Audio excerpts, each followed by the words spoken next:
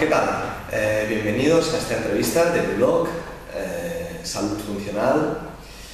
Bueno, hoy inicio este nuevo formato de post con una entrevista con un compañero, amigo y profesor también, Xavi Cañellas.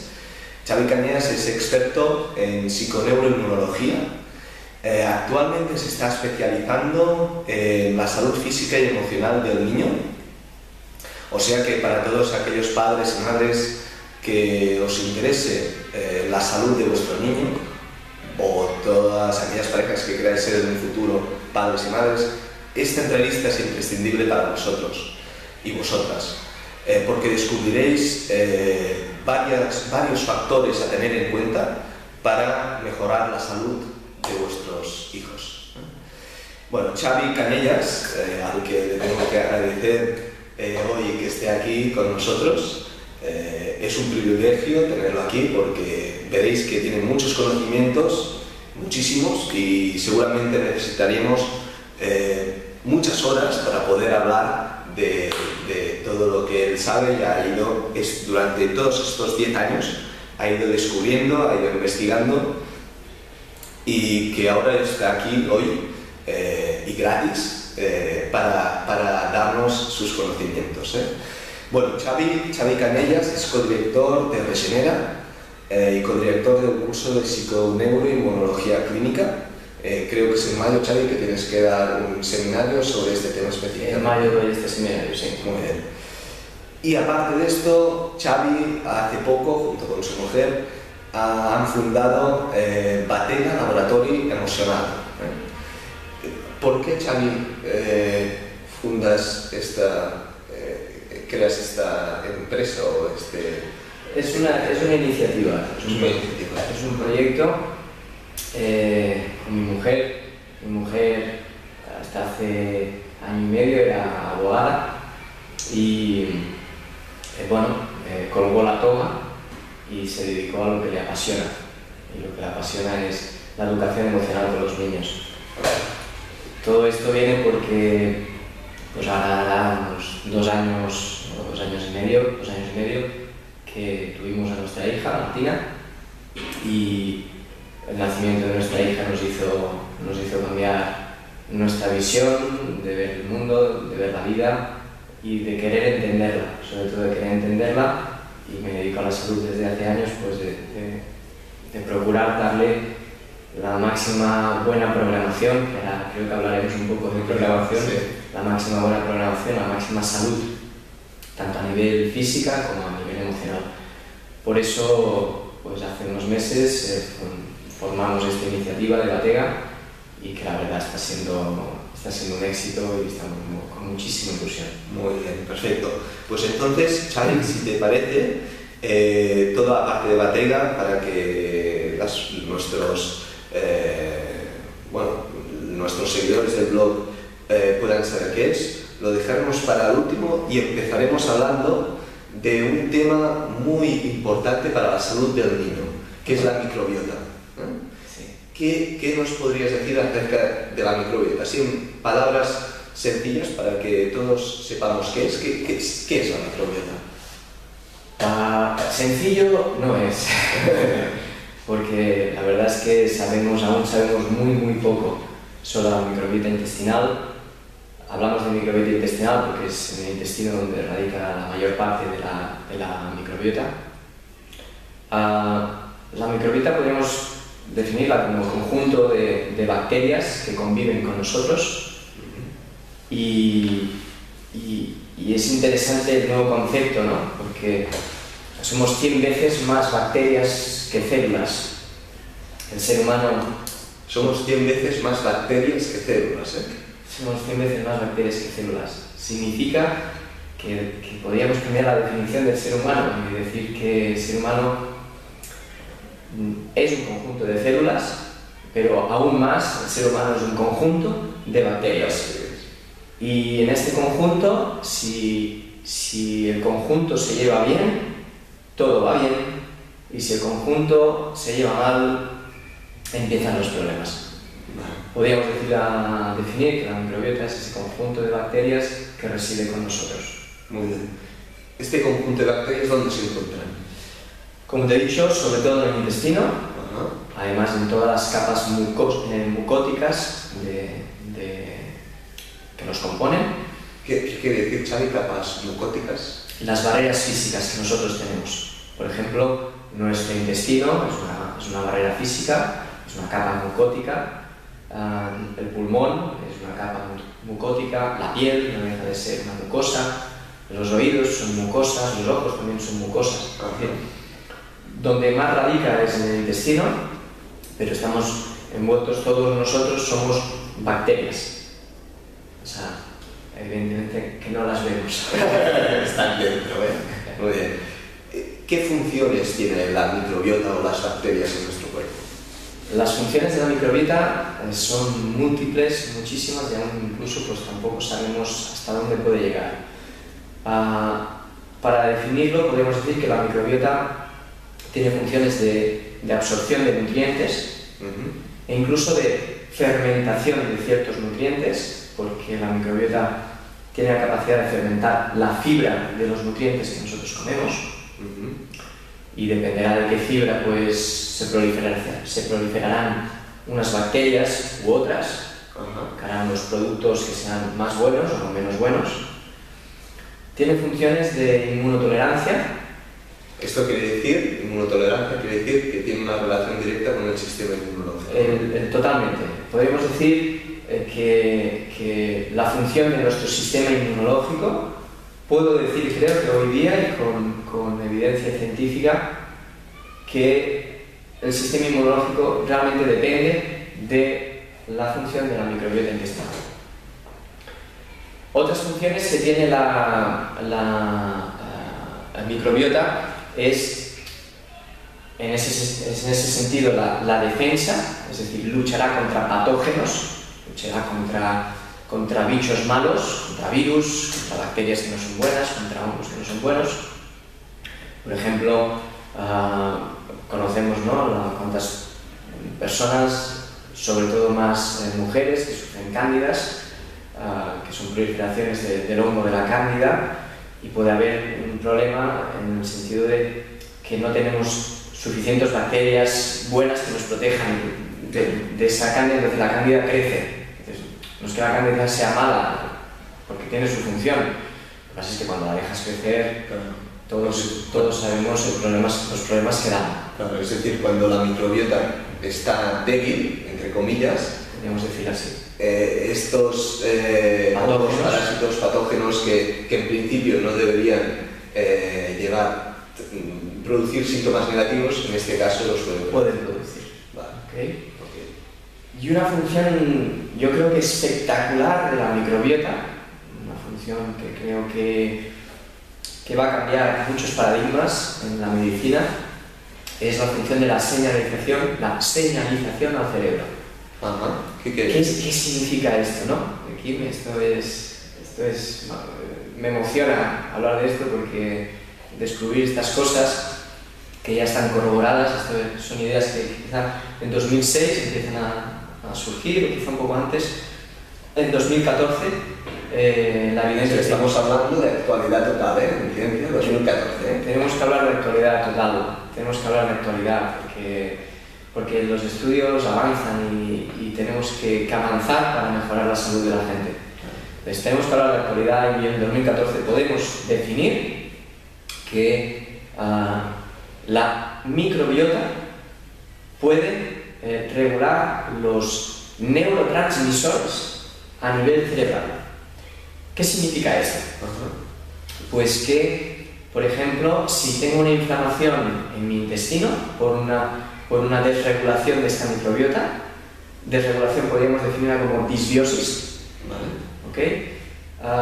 Si hay una disbiosis, los propios productos de las bacterias malas pueden producir cambios en la formación de serotonina o en la formación de dopamina, es decir, en la formación de hormonas que nos dan vitalidad para buscar, o que nos dan tranquilidad y felicidad, o que nos dan ganas de vivir. Es decir, que podríamos decir que, y lo hemos ido oyendo, ¿no?, muchas veces, que la salud de nuestra microbiota o la salud de nuestro intestino puede regular nuestra conducta. Es decir, que hay una relación directa entre salud intestinal y emociones. Esto es evidencia científica. Esto no se lo ha inventado nadie porque sí. Esto es evidencia científica. O sea, que para gente que tenga un problema emocional, si ansiedad, depresión...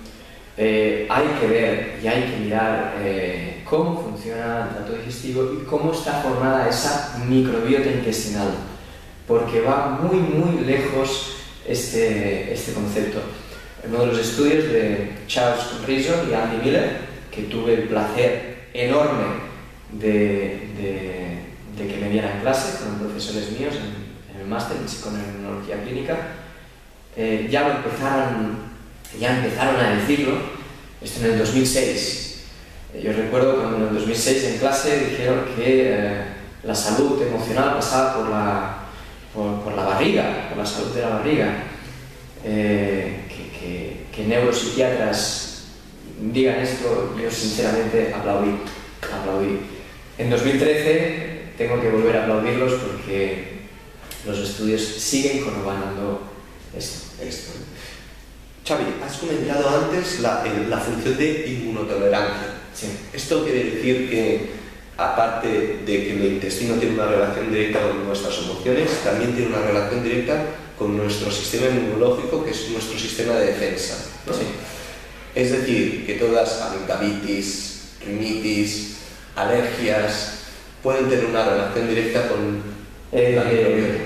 2005, 2006, quizá me equivoco de año, se publica en una revista muy impactante en pediatría, un estudio donde relacionan casi todas las enfermedades o trastornos de la salud en nuestros pequeños radica en la función del intestino y en su permeabilidad.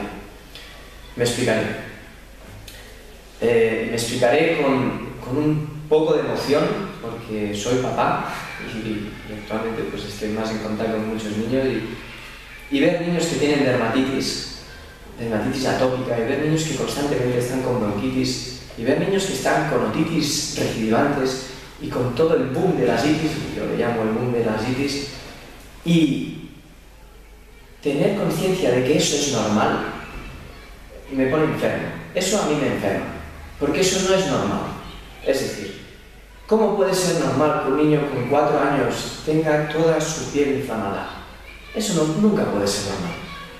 Entonces, ¿cómo puede ser que en un estudio publicado en New England Journal of Medicine en 2011 muestra cómo los países industrializados aumenta un 30% en los últimos años la dermatitis atópica y las patologías atópicas? ¿Qué estamos haciendo para que estas patologías empiecen a ser normales?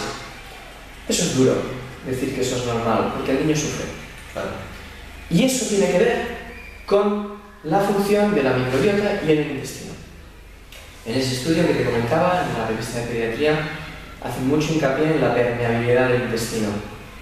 ¿Qué es la permeabilidad del intestino?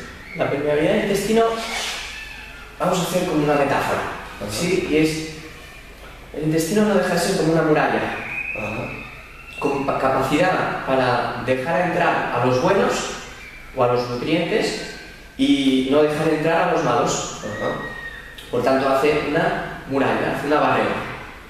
Si esa barrera funciona bien, mi riesgo de inflamarme es leve. Si esa barrera, si imagínate una compuerta de una muralla, está rota o no cierra bien, pueden colarse cosas que no deben. La permeabilidad del intestino es la capacidad de sello que tenga el intestino o de permeabilidad que tenga el intestino. Por ejemplo, me refiero a un aumento en la permeabilidad del intestino, dejará pasar muchas cosas que quizá no deben pasar. Una disminución en la permeabilidad del intestino seguramente se referirá a tener más salud. Has comentado antes el tema disbiosis intestinal, que esto sería distinto a permeabilidad intestinal. Iría junto, porque hay bacterias intestinales que proporcionan estabilidad a la barrera. Por tanto, no podemos diferenciar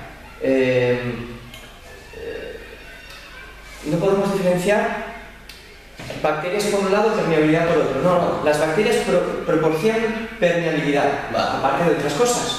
Pero las bacterias son una gran defensa para esa permeabilidad intestinal.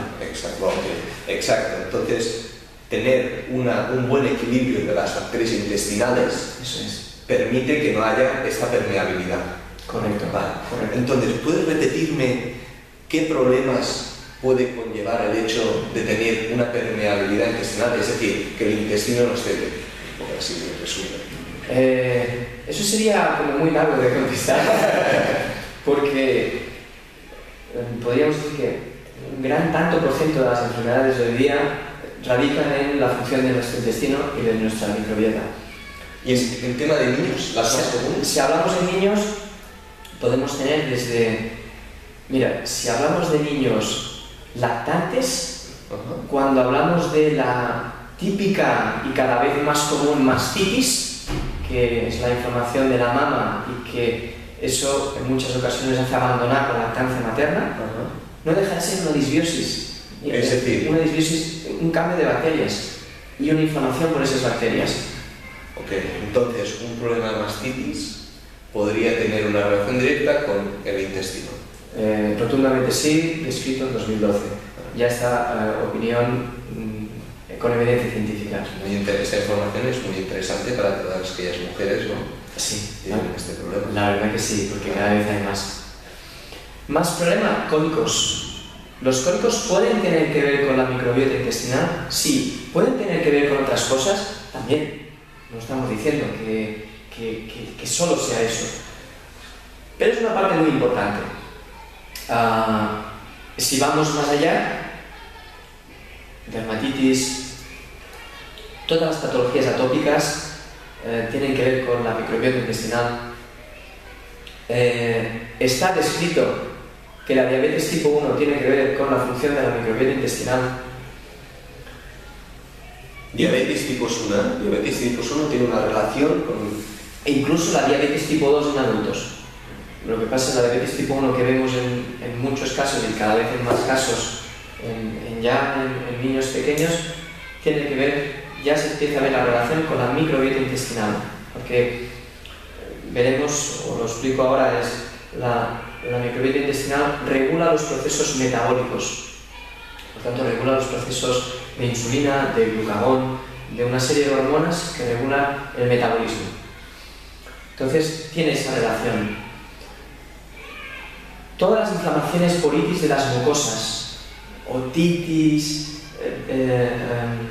faringitis, bronquitis, todas las itis que quieras, tienen que ver, pueden tener que ver, y en muchos casos tienen muy impacto con la función de la microbiota intestinal en los pequeños. Es súper interesante, Xavi, conocer esto, porque de hecho son enfermedades muy comunes, ¿no? Muy comunes que encuentras en niños y, como tú bien dices, que se normalizan, ¿no?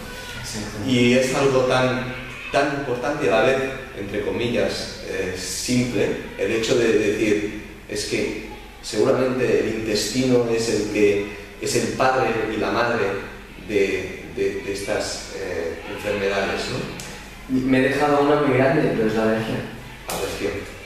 ¿Cuántos niños tienen alergia hoy día? Muchísimo. Yo mismo soy un exalérgico. Me defino como exalérgico. Eso es muy común.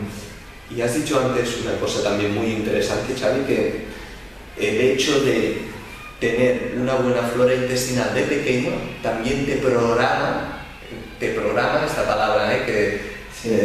Es tan interesante para nosotros, la usamos mucho, te programa en un futuro de adulto, ¿no? En un estudio publicado en el año 2014, este mismo año, la revista Clinical Reviews of Microbiology tiene una imagen espectacular que te la voy a definir. La imagen es de permeabilidad del intestino desde antes de nacer, que ahora hablaremos un poco de eso. sobre todo la primera infancia, incluso hasta la adolescencia, junto con tener la máxima diversidad de microbiota intestinal, literalmente programa para ser más susceptible a enfermar en el adulto. Lo que estoy diciendo sé que puede chocar un poco y puede ser, no sé, algo como, ¿qué me estás contando?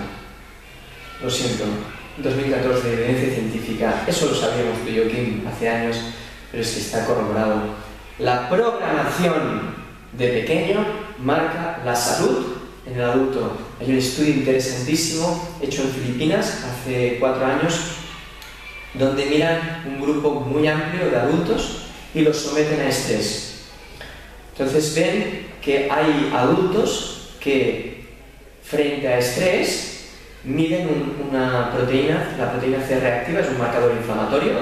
Entonces, frente a estrés hay adultos que se inflaman, aumentan la proteína C reactiva, y hay adultos que frente a estrés no se inflaman.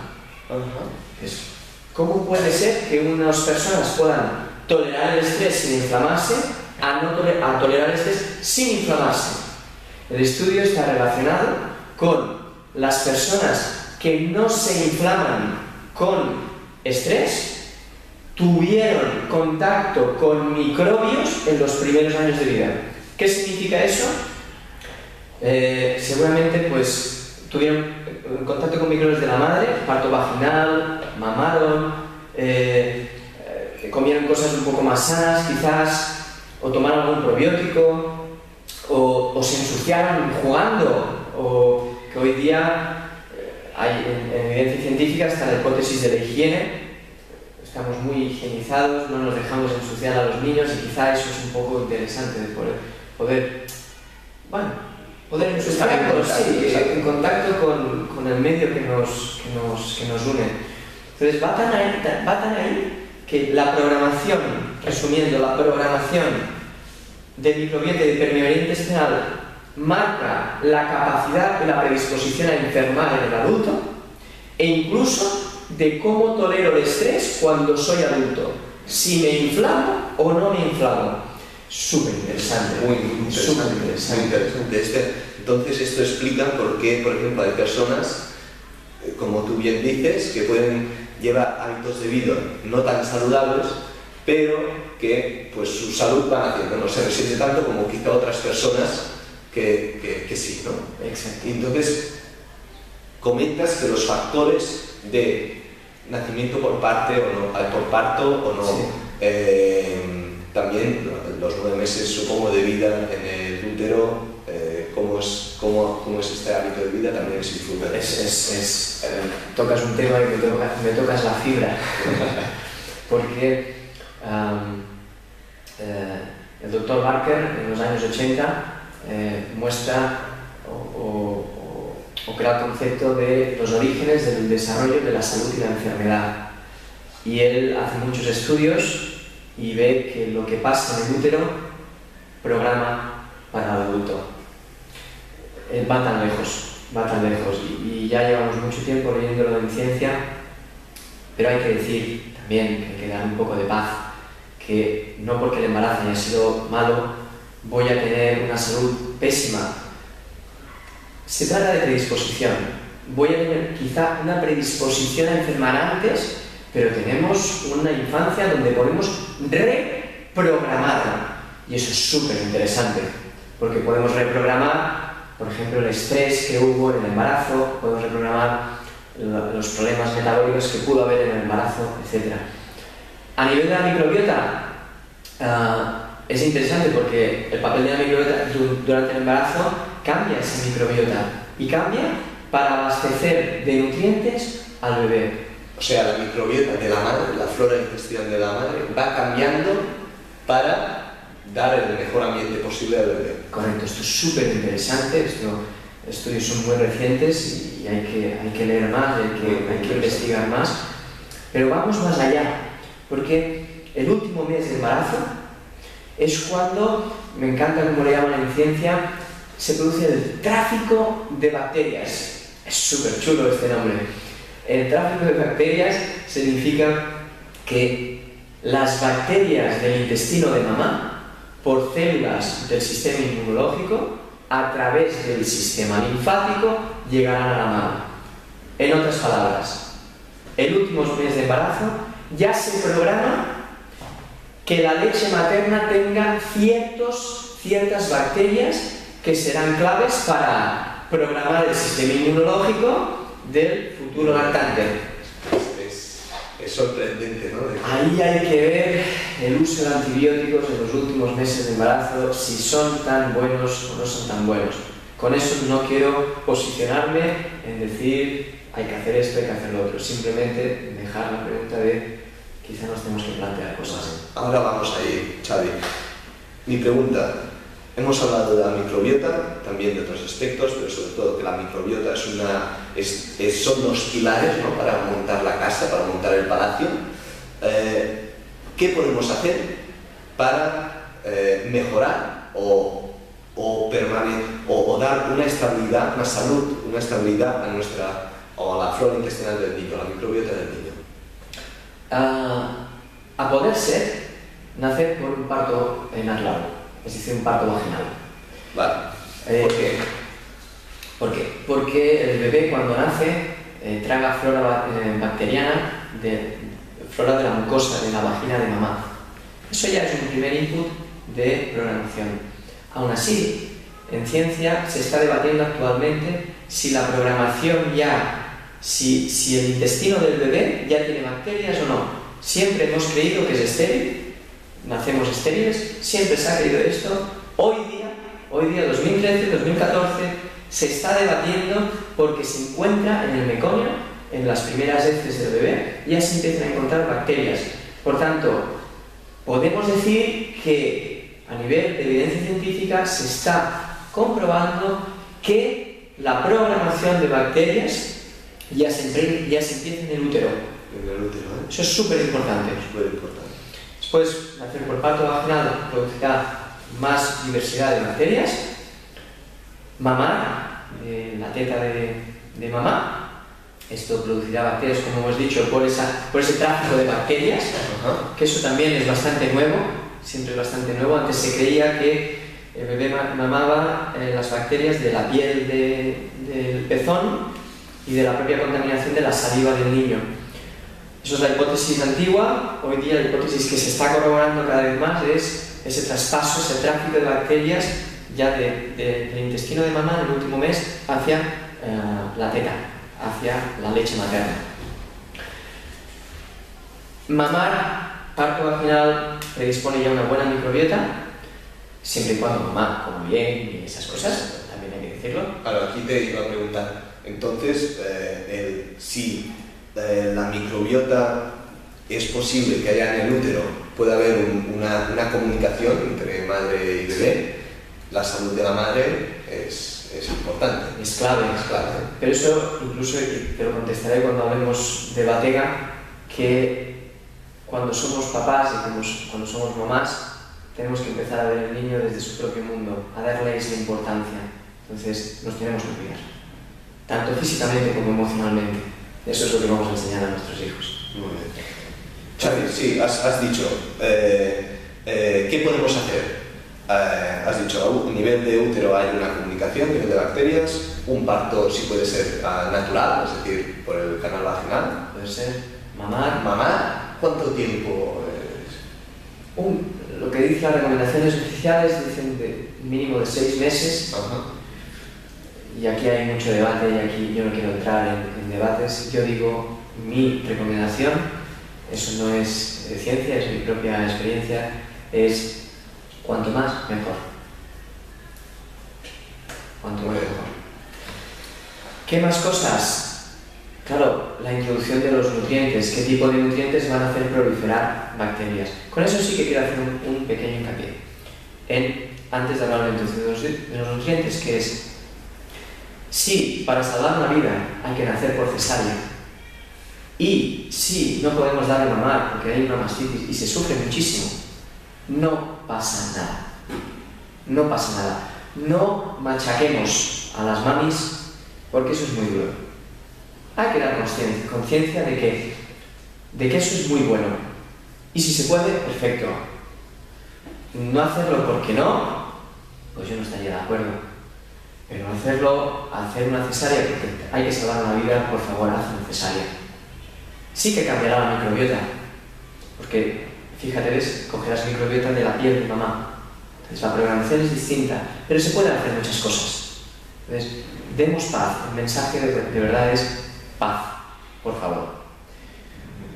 El siguiente punto, que es la introducción de los nutrientes, es depende de qué nutrientes va a estimular la producción de ciertas bacterias u otras.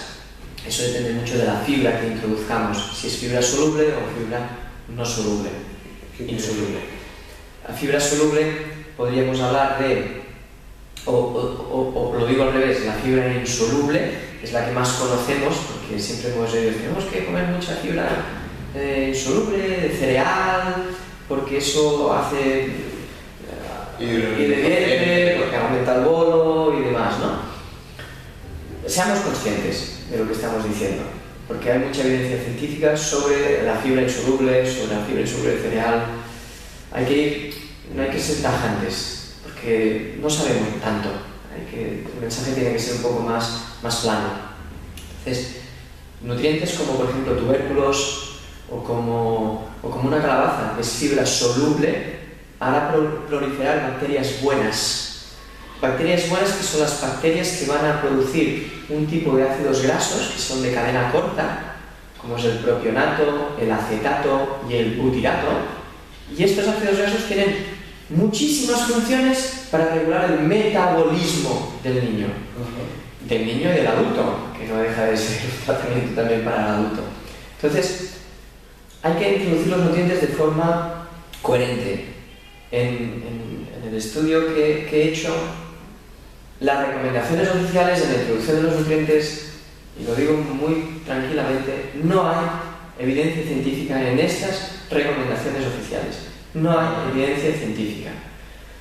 Yo lo que he hecho es, en el estudio de la fisiología, en el estudio de la microbiota, pues proponer una introducción de los nutrientes un poco más coherente. Y simplemente, para que no se alargue, seguramente lo mejor sería introducir ciertos tubérculos o ciertas verduras, una calabaza. Siempre sería mejor introducir esto que la recomendación oficial, que es una introducción con cereales.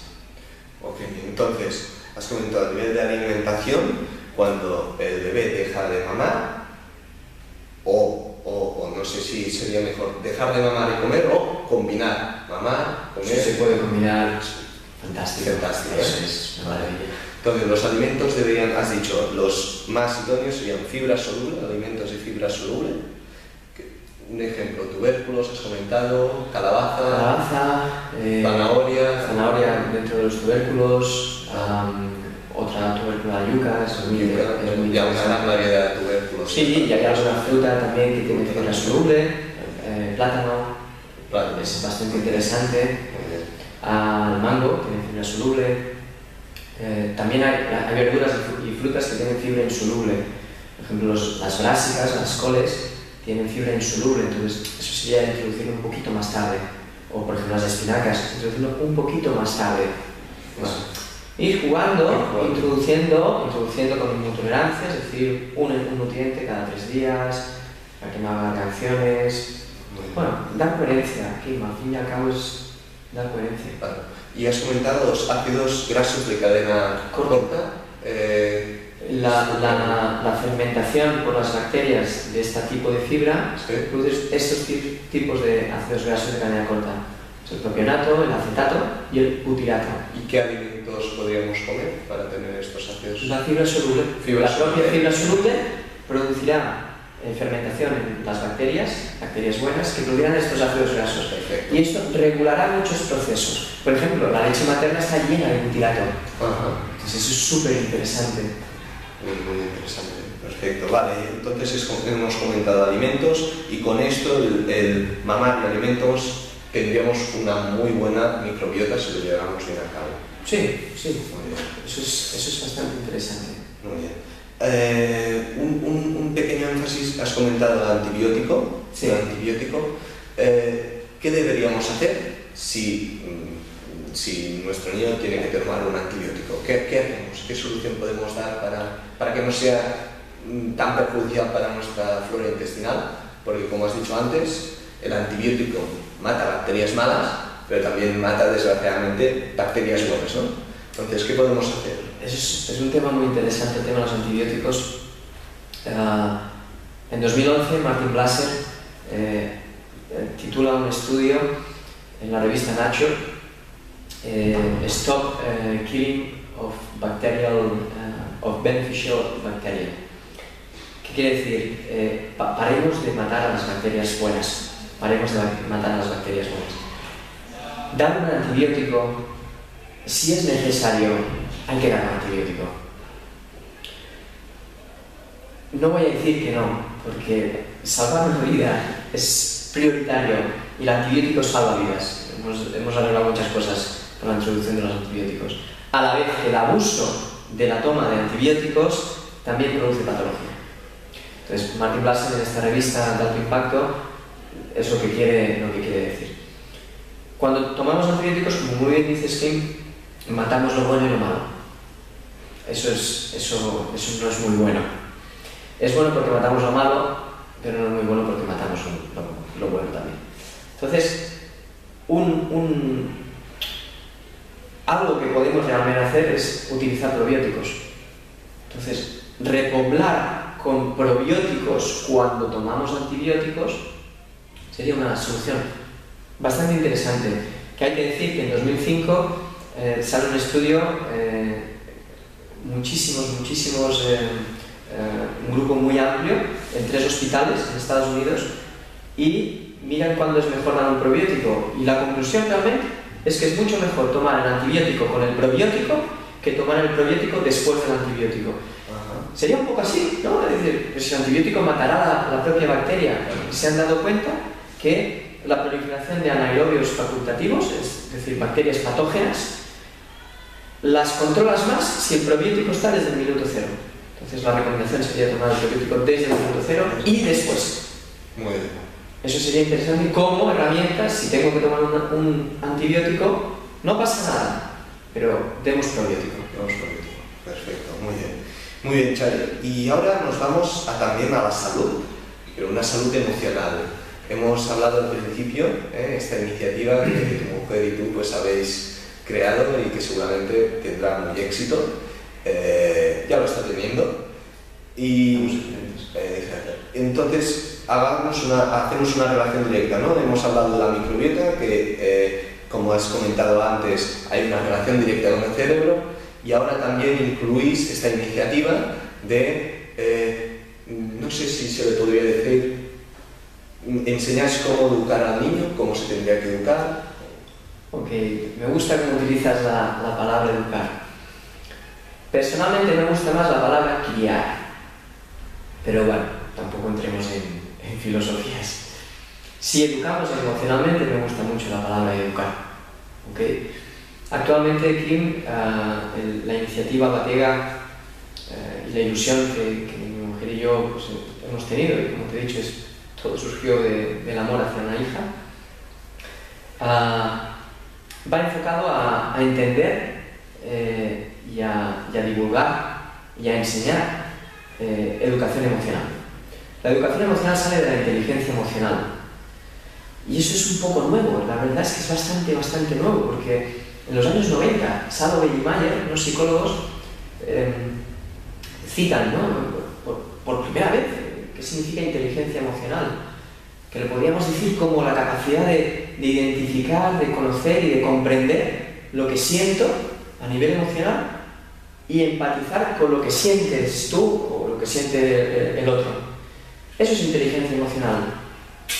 Daniel Goleman, en el año 95, sale el libro, que lo ha hecho muy famoso y que está muy bien. La verdad es que recomiendo muchísimo el libro de Goleman. Y a partir de aquí, esto empieza a ser un boom muy grande, ¿no? Empieza a ser un boom muy grande.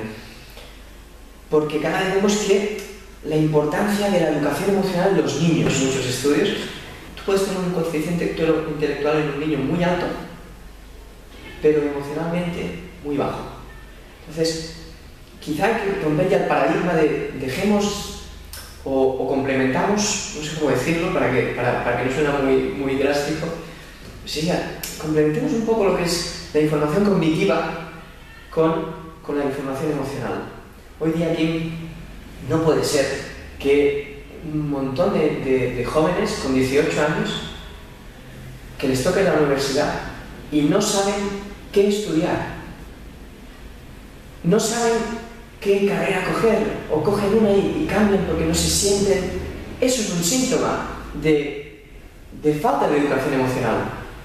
Y cuando nosotros hacemos este proyecto, lo digo así emocionado, porque para entender lo que siente el niño hay que ponerse desde el punto de vista del niño. Nosotros nos quejamos de que hay mucha crisis y lo pasamos fatal porque la población lo está pasando horrible con tanta crisis y tantos políticos, bueno, cosas que yo no entiendo, disculpa, y no entramos en cosas así. Y si nosotros nos quejamos de ese estrés, no tiene nada que ver con el estrés que sufre un niño cuando tiene miedo por primera vez.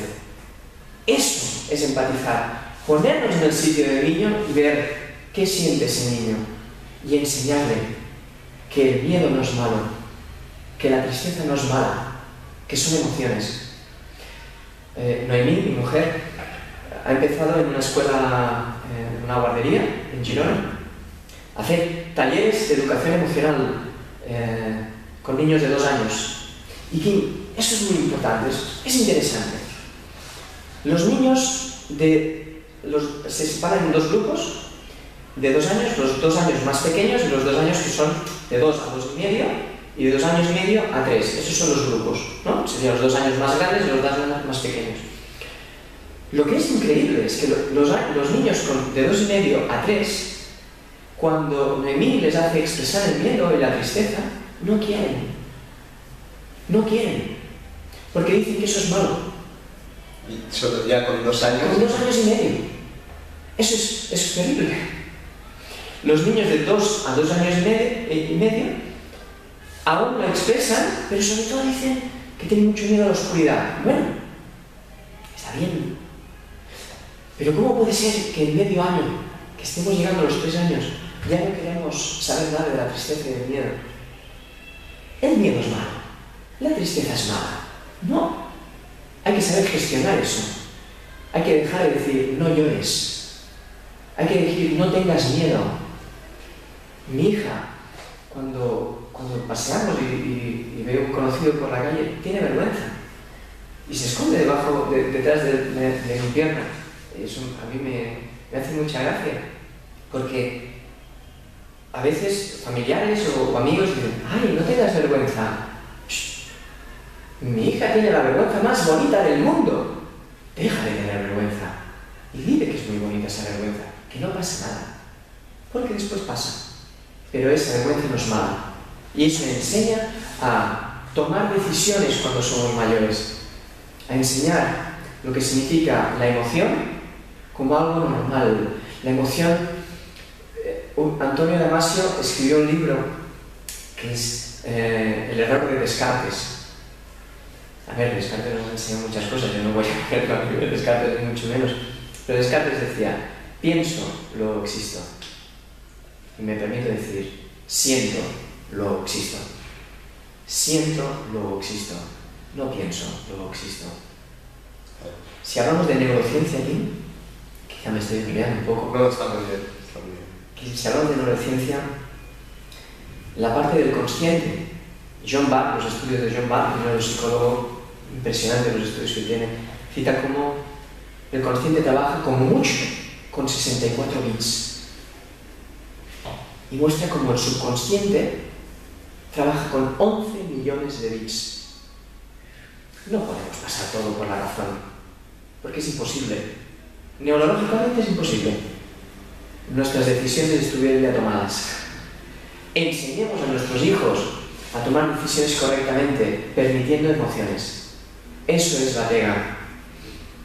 Batega tiene 2 puntos muy fuertes, que la educación emocional tiene que ver con con responder a las necesidades emocionales no académicas. Batega va un paso más allá y las necesidades emocionales también en casa. Los padres somos los que criamos a nuestros hijos, a todos los niveles y sobre todo a nivel emocional. Con eso no estoy diciendo que la escuela no sea buena, evidentemente, que no estoy diciendo esto. Hay que aprender cognitivamente y sobre todo emocionalmente. Y los padres, somos padres. ¿Tuvimos la decisión de ser padres? Hay que mojarse. Hay que mojarse. Y la segunda ítem tan grande que tiene Batega es tener en cuenta la parte psiconeuroinmunológica del niño. Lo que hablábamos. ¿Cómo está la microbiota del niño? ¿Cómo podemos ver niños, Kim, que cuántos niños vienen en consulta diagnosticados de alergias? Y eso es empírico, no lo he visto en ningún estudio, pero me estoy encontrando muchísimos niños, la gran mayoría, y adultos, que también tienen alergias, hiperresponsables, hiperexigentes, hiperrígidos. ¿Tiene algo que ver? ¿Tiene algo que ver una conducta de máxima responsabilidad, de máxima exigencia, de máxima rigidez? El carácter no se hereda, el carácter se aprende. Y se aprende de papi y de mami. De ahí se aprende. Aprendamos a educar emocionalmente a nuestros hijos. Aprendamos qué tienen que comer, qué importancia tiene la microbiota en este niño, para decirle, llora. Pues si estamos tristes, ¿por qué no podemos llorar?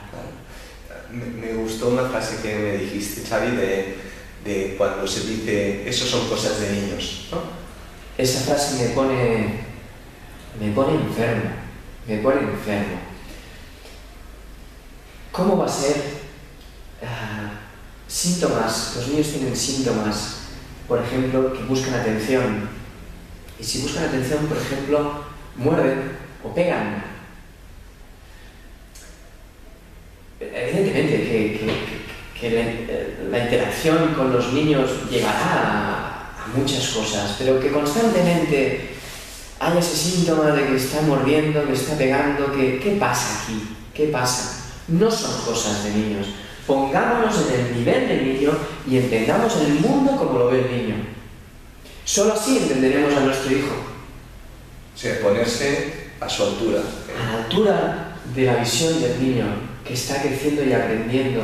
El niño, Catherine Necuyer, todos conocemos el nivel de asombro que tiene el niño, es enorme, no lo boicoteemos.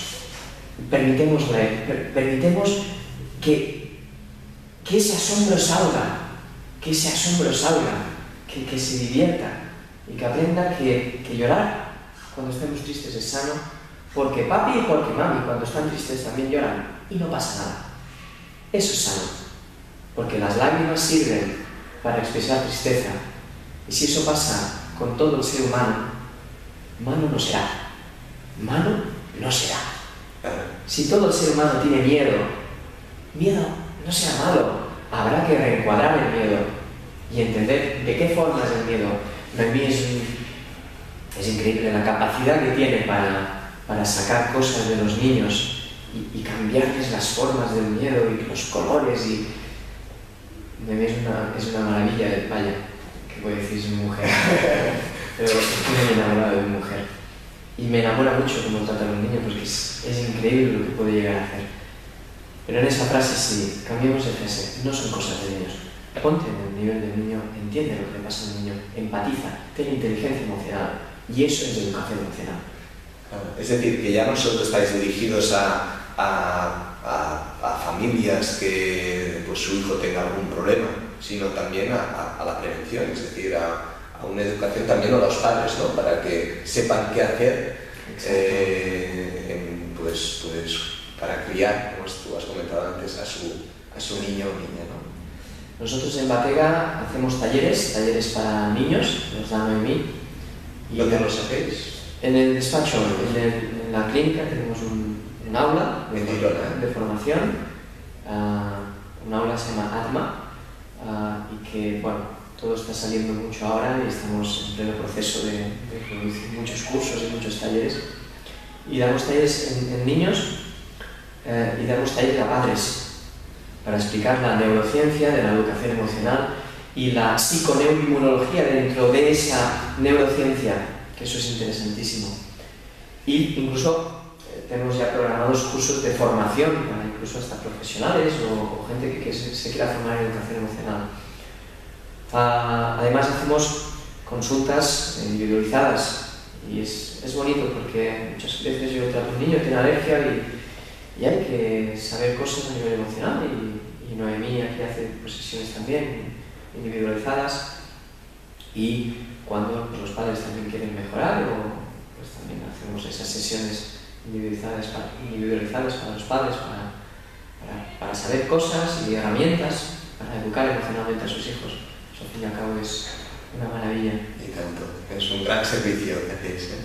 ¿Cómo pueden contactar con vosotros estos padres que estén interesados? Nosotros tenemos un blog, es www.bategaemocional.com. www.bategaemocional.com. También estamos en Facebook, en las redes sociales. La página de Facebook es Batega Laboratorio Emocional. Y ahí, pues, en el blog pues, iremos colgando pues, formación, talleres. Ahí pueden contactar, la gente puede contactar con nosotros ahí a través de mi página web. ¿Cuál es tu página web? www.xavimeginera.com. Muy bien, Xavi. Para finalizar, ¿estás haciendo un libro? ¿Me has comentado? Sí. En breve, bueno, esto de las editoriales yo no lo domino mucho, junto con el doctor Álvaro Campillo, es un médico en Murcia, ha escrito varios libros. Para mí es un placer compartir esto con Álvaro, que es una persona excelente y que estoy aprendiendo muchísimo con él, porque él es lo voy a decir así porque me lo permite, somos amigos, él es un enfermo de la metodología científica y todo lo que no pase por rigor científico no se puede publicar. Entonces, estamos escribiendo, ya hemos escrito en sí un libro sobre alimentación infantil, que quizá en unos meses pues saldrá publicado, donde explicaremos pues qué dice la ciencia sobre las recomendaciones oficiales, si realmente son científicas o no. Incluso pues ahí se pueden encontrar pues todas estas cosas de microbiota y la introducción de los nutrientes y bueno, es un libro divulgativo con el afán de divulgar ciencia y salud, que al fin y al cabo Kim, que nos conocimos hace tiempo tú y yo y todo nuestro grupo, Regenera, mis socios, vamos enfocados nos encanta que la gente tenga salud. Exacto. A dar un servicio y ayudar a las personas. Si se puede, es fantástico. Muy bien. Muy bien, Xavi, pues te quiero dar las gracias por estar aquí hoy con nosotros. Yo te doy las gracias por 1000, porque ha sido un súper placer, lo he pasado súper bien. Para mí también. Hemos aprendido mucho y bueno, y nada más. Con esto pues nos despedimos. Espero que os haya gustado mucho, como a mí, esta entrevista y bueno, y que habrá muchas más entrevistas sobre temas de salud. Espero que os vaya muy bien.